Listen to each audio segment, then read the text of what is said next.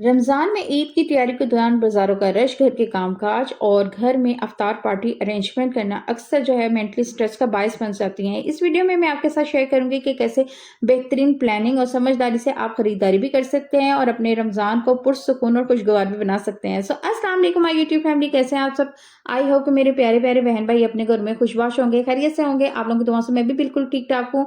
और आज ही हमारा एक अशरा जो है वो कंप्लीट हो चुका है अल्हम्दुलिल्लाह से। आगे अल्लाह मियाँ ऐसे ही हमें सारे रोज़े जो है हिम्मत से ताकत दे और हमारे इसी तरह से दोनों अशरे भी खैर खैरियत से कंप्लीट हो, आमीन सुम्मा आमीन। और आज मैं आपके साथ 9th रमज़ान की अफ्तारी की रूटीन भी शेयर करूंगी और साथ ही साथ आपके साथ शेयर करूंगी ब्रेडेड पोटैटो चिकन कटलेट की ज़बरदस्त सी रेसिपी शेयर करूंगी। बहुत कम चिकन के साथ बनती है लेकिन बहुत ज़बरदस्त बनती है।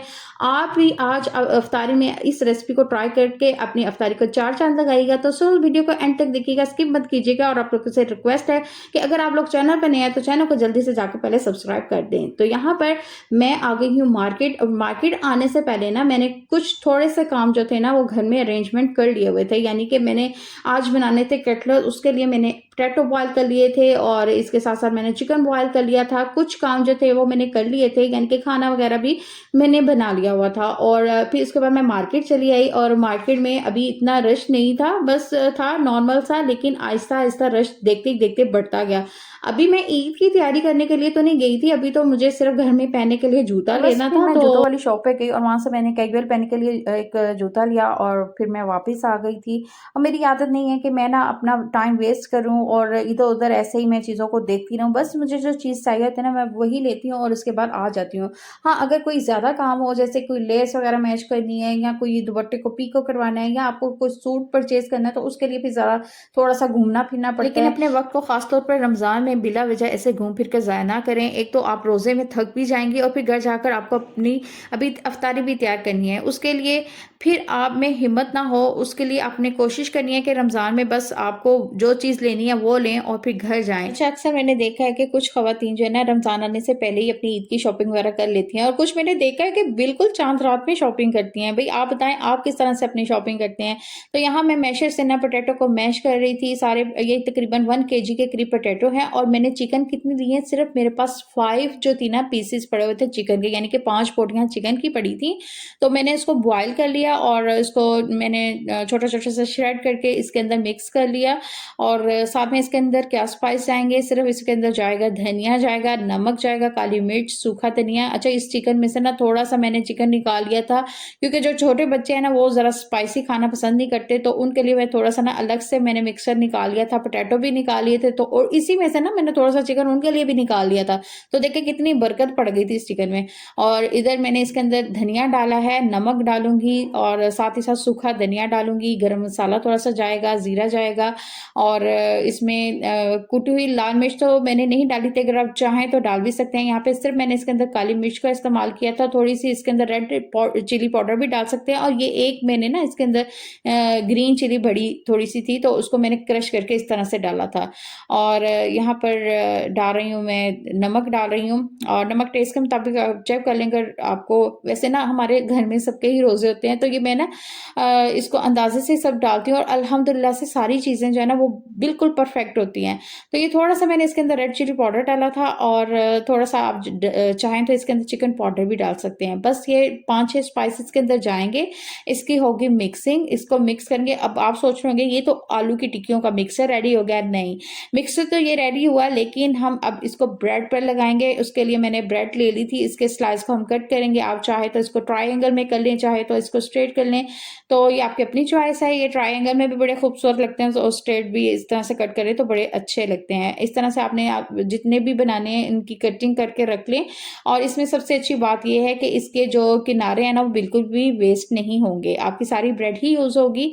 और आपने इसी तरह से स्लाइस कट कर लिए और स्पून की हेल्प से आपने ब्रेड के स्लाइस पर इस तरह से इसको कोट कर देना है, यानी कि इसके ऊपर लगा देना है इस मिक्सचर को। और आप सोच रहे होंगे कि शायद ये उतर जाएगा जब हम इसको फ्राई करेंगे, बिल्कुल भी नहीं उतरेगा, ये बिल्कुल इसी तरह से लगा रहेगा। तो इसी तरह मैंने सारे स्लाइस को जो था वो ये मिक्सर लगा दिया था और उसके बाद फिर हमने इसको फ्राई करना था। अच्छा, रमज़ान में ना ईद की वजह से बाज़ारों का रश बहुत ज़्यादा बढ़ जाता है। कोशिश करें कि सुबह के वक्त या फिर आप लोग वीकेंड में बाज़ार ना जाएं, सुबह के वक्त बाज़ार जाएं और नॉर्मल डेज़ में आप बाज़ार आ जाएँ, यानी कि आप लोग जाएँ मंडे, ट्यूसडे, वेडनेसडे, इन दिनों में जो है ना वो रश नहीं होता। लेकिन वीकेंड पे बहुत ज़्यादा रश होता है, जिसकी वज़ह से परचेज़िंग करनी जो है ना वो थोड़ी-सी मुश्किल हो जाती है।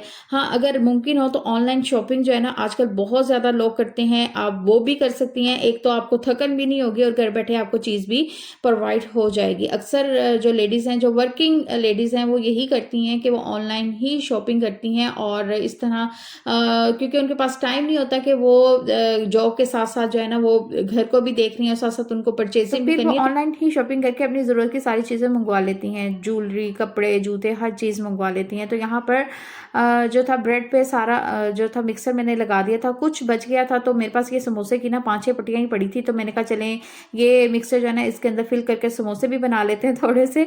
बच्चे बड़े शौक से समोसे खा लेते हैं, तो मेरा बेटा तो अक्सर मुझे कहता है कि मुझे बस खाली समोसा बना दें, इसके अंदर कुछ भी ना डालें, यानी कि मिर्चें जो है ना बिल्कुल भी नहीं होनी चाहिए। तो ख़ैर ये मैंने ना बड़ी मुश्किल से ये तरीका सीखा था इसकी फिलिंग करने का, और अल्हम्दुलिल्लाह से अब बड़े अच्छे तरीके से मैं इसकी फिलिंग कर अब मैं लेती क्या, हूँ। मेरी बेटियां भी रोल और समोसे की फिलिंग कर देती हैं और इस रमज़ान में उन्होंने ही मुझे समोसे जो रेडी करके दिए थे उसकी फिलिंग उन्होंने ही की थी। और यहाँ पर मैंने एक अंडा ले लिया था, इसको मैं अच्छी तरह से बीट करूँगी और इसमें थोड़ा सा दूध मिक्स कर दूँगी और फिर इसके अंदर इसको डिप करके ना ये स्लाइस पर मैंने मिक्सर लगाया हुआ है, इसको डिप करूँगी और साथ ही साथ इसको बिल्कुल नॉर्मल घी में आपने फ्राई करना, बहुत ज़्यादा यानी कि डीप फ्राई नहीं करना, शैलो फ्राई और करना यहाँ है। पर मैं एक-एक स्लाइस उठाऊँगी और इसको एग में डिप करूँगी और सिर्फ़ आप चाहे तो एक साइड पे भी लगा सकते हैं, दोनों साइडों पे ना भी लगाएँ तो भी बहुत अच्छे बनते हैं। ये मैंने एक साइड पे ही लगाया है और इसको मैंने इस तरह से, देखें घी कितना कम है और इसको मैं फ्राई कर लूँगी और बहुत अच्छा देखें गोल्डन सा इसके ऊपर कलर आ गया है और ये इतने मज़े के रेडी हुए थे। अल्हम्दुलिल्लाह, अल्हम्दुलिल्लाह, अल्हम्दुलिल्लाह से यहाँ पे ये ज़बरदस्त है, हमारे पोटैटो चिकन कटलेट जो है वो रेडी हो आप चाहे चुके तो हैं। बनाएँ अपनी फैमिलीज़ के लिए या फिर बनाएँ अपनी इफ्तार पार्टीज़ में, तो बहुत ही मज़े के बनेंगे, एक कम बजट में भी बनेंगे।